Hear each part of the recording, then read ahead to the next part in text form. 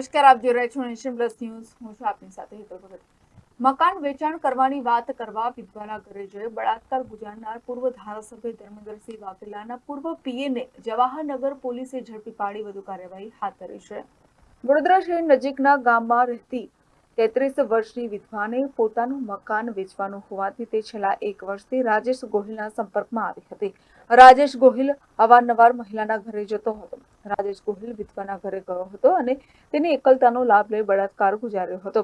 આ દરમિયાન વિધવાની દીકરી અને જમાઈ આવી જતા રાજેશ વિધવાને ધમકી આપી ટુવાલ લપેટીને પાછલા દરવાજેથી ભાગી ગયો હતો. જવાહરનગર પોલીસની 2 ટીમોએ આરોપીના આશ્રય સ્થાનો પર તપાસ કરી હતી. આ દરમિયાન તે અનગઢના રામપુરા ગામે મહાદેવના મંદિરે દર્શન કરવા અવારનવાર આવતો હોવાની માહિતી મળતા પોલીસે રાજેશ ગોહિલને ઝડપી પાડ્યો હતો. Report Nation Plus News Vadodara.